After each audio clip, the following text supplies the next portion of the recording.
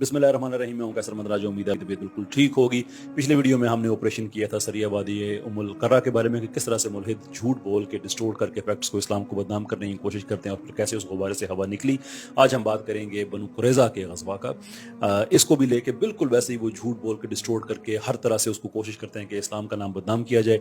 हमारे एक मुल्हिद साथी हैं, उन्होंने मेरी उनसे कमिटमेंट है कि मैं उनका नाम नहीं लूँगा, लेकिन उन्होंने शदीद एतराज़ किया है। तो मैं आज ये वीडियो उनके लिए और सब के लिए है कि किस तरह से एक दफ़ा फिर ये लोग इस्लाम को किसी सूरत में भी जब ये डिफीट नहीं कर सकते तो फिर जो आखिरी हथियार शैतान का होता है झूठ, उस पे आ जाते हैं। लेकिन हमारी तारीख है, हमसे तो झूठ नहीं चलेगा। ये बनु कुरैज़ा जो हैं ये बेसिकली उन यहूद कबाइल में से हैं जिनसे मिसाक मदीना किया गया, जो पहला कॉन्स्टिट्यूशन है दुनिया का जो लिखा गया कि किस तरह से उनको रिलीजियस फ्रीडम्स हैं, ख़वातीन की फ्रीडम है, यानी कि हर वो एक लंबी तफसील है, मैं उसमें नहीं जाऊँगा। एक शिक है उसमें जो आज की वीडियो से रेलिवेंट है और वो ये है कि मदीना का दिफा जो है वो इकट्ठे होकर किया जाएगा जब मदीना पे हमला होता है। जब कुफार ने अटैक किया मदीना पे, ये ग़ज़वा खंदक की बात है, उसे ग़ज़वा अहज़ाब भी कहते हैं और इसलिए कहते हैं कि वो बड़ी फ़ौजें लेके आए थे, बड़ी फ़ौजें लेके आए थे। तो मुसलमानों की हिम्मत अमली ये थी कि वो शहर का दिफा इस तरह से करें कि उसके बाहर एक खंदक खोदे ताकि जो वो कुफार हैं वो आ ना सकें। अब इनका जो मुआहदा था मुसलमानों के साथ बनु कुरैज़ा वालों का कि वो मुसलमानों की उन्होंने हिमायत करनी है जब मदीना पे हमला हो।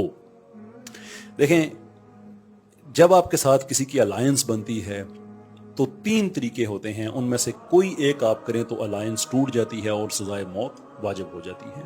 पहला तरीका यह है कि जब आप पे हमला किया जाए तो आपका एलाई जो है वो पीठ दिखा दे, वो आपके साथ खड़ा ना हो। दूसरा तरीका यह है कि आपका एलाई आपके दुश्मनों को उनकी मदद करना शुरू कर दे। और तीसरा तरीका यह है कि वो आप पे हमला कर दे।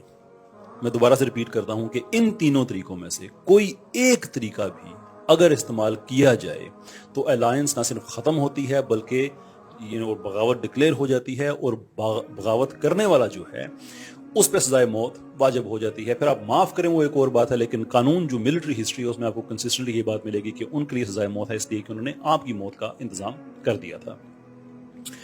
तीनों में से कोई एक, राइट। बनु कुरैज़ा ने ये तीनों काम किए। ना सिर्फ ये कि ये मुसलमानों की हिमायत में नहीं आए, बल्कि साथ ये कि जो इनका जो नक्शा था वो अगर आप क्रिकेट के मैदान से समझने की कोशिश करें तो आप इमेजिन करें कि जहाँ पे स्ट्राइकिंग एंड पे बैट्समैन खड़ा होता है, यहाँ पे मदीना है और स्लिप्स में या शॉर्ट थर्ड मैन की पोजीशन पे ये दयार बनु कुरैज़ा है, इनकी ये साइड पे थे।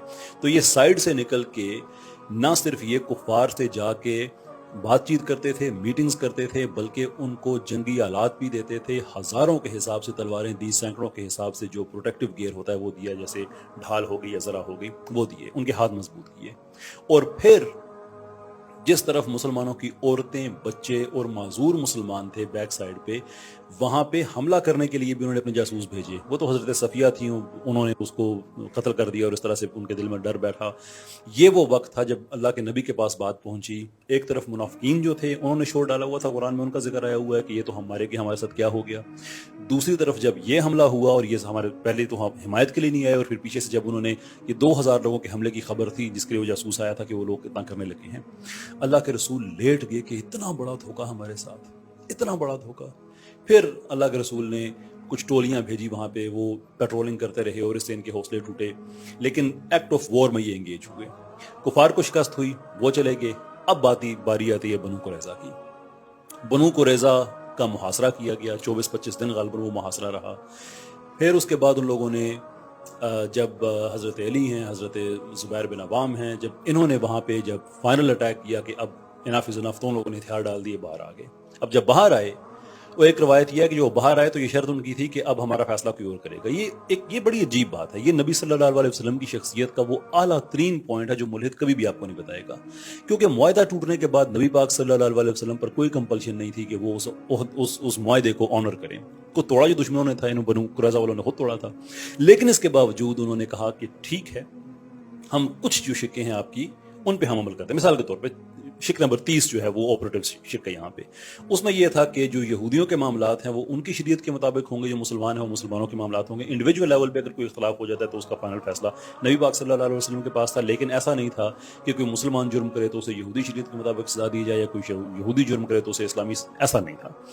لیکن اس معاملے میں چونکہ بغاوت جو شریعت یہود ہے اس میں بھی گناہ ہے، اس میں بھی وہ ایک جرم ہے، تو جناب سعد بن معاذ کو جج بنایا گیا اور یہ ان کی مرضی سے بنایا گیا۔ اب سعد بن معاذ جو ہیں وہ توریت کو بھی جانتے ہیں اور قرآن کو بھی جتنا نازل ہو چکا تھا اس کو بھی جانتے تھے۔ جب ان کو بلایا گیا اور ان کی مرضی سے بلایا گیا کہ اب آپ اس معاملے کو ایڈجوڈیکیٹ کریں، آپ اس کے جج ہیں، تو انہوں نے بنو قریظہ سے پوچھا کہ تم نے مجھے اب جج بنایا تو میرا فیصلہ قبول کرو گے؟ انہوں نے کہا جی کریں گے۔ مسلمانوں سے پوچھا جی آپ بھی کریں گے؟ انہوں نے کہا کریں گے۔ مسلمانوں سے پوچھنے کے بعد پھر نبی صلی اللہ علیہ وسلم سے علیحدہ سے پوچھا آپ بھی کریں گے؟ کہا جی میں بھی کروں گا۔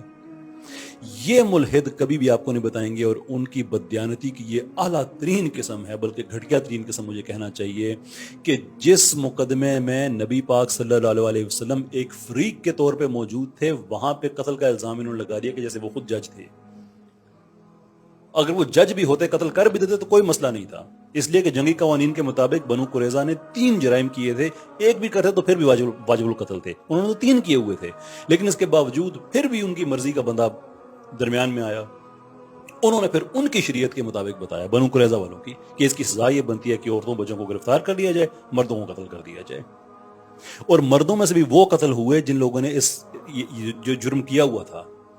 یہ رحیق المختوم کی نا چھوٹی سی روایت لے کے آ جاتے ہیں کہ دیکھیں جی آپ کی رحیق المختوم میں لکھا ہے، رحیق المختوم میں عمرو کا نام بھی لکھا ہوا ہے، اسے تو سزا نہیں ملی تھی کیونکہ اس نے اپنا بغاوت نہیں کی تھی، اس نے اپنا معاہدہ آنر کیا تھا۔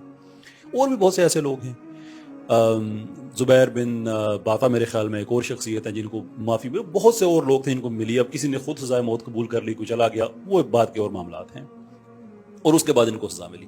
اب تاریخ میں آگے تھوڑی سی کنفیوژن ہے کہ کتنے لوگوں کو ملی، یہ کہتے ہیں کہ تقریباً 500 سے 900 کی رینج ہے جن لوگوں کو سزا ملی، یہ معصوم لوگ جو تھے، اور ایک گھر میں رکھا گیا۔ That is difficult to accept, اس لیے کہ اس زمانے میں کہاں اتنے بڑے گھر ہوتے تھے کہ جس میں 900 لوگ چلے جائیں، 500 لوگ رہیں اور پھر وہ 2 دن مسلسل ان کا قتل ہوتا رہا۔ It becomes somewhat difficult to accept۔ لیکن میں کہتا ہوں کہ 1 منٹ کے لیے اگر ایسا ہو بھی گیا، what difference does that make؟ Issue کیا ہے ساری بات میں؟ آخر کار وہ واجب القتل تھے اپنے جرائم کی وجہ سے۔ رہی بات عورتوں اور بچوں کے معاملے کی، اب عورتوں اور بچوں کو جو ہے وہ بہت سے بچے تو وہاں پہ رہے بھی ہیں، جو ان کے نام بھی آپ کو ریکارڈ میں مل جائیں گے جو بعد میں مسلمان ہوئے۔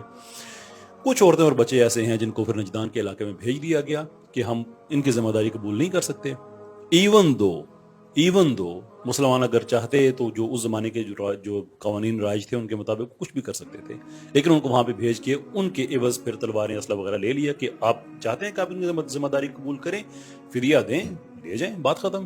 مطلب یہ سارا واقعہ جس کے پیچھے، اور یہ جیسے انہوں نے ام کرفہ والا کیا تھا نا کہ جو اصل دہشت گرد عورت تھی اسے معصوم بنا کے دکھا دیا کہ مسلمان کتنے ظالم ہیں، یہاں پہ جو اصل ٹیررزم کرنے والے لوگ تھے یہ بنو قریظہ والے، ان کو معصوم کر کے دکھا دیا کہ مسلمانوں نے تو سب کو مار دیا۔ تاریخ پڑھا کریں، یہ ہماری تاریخ ہے، ہماری تاریخ میں سے آپ ہم سے ہی جھوٹ بول کے ہمیں غلط ثابت نہیں کر سکتے۔ You have to do better than that.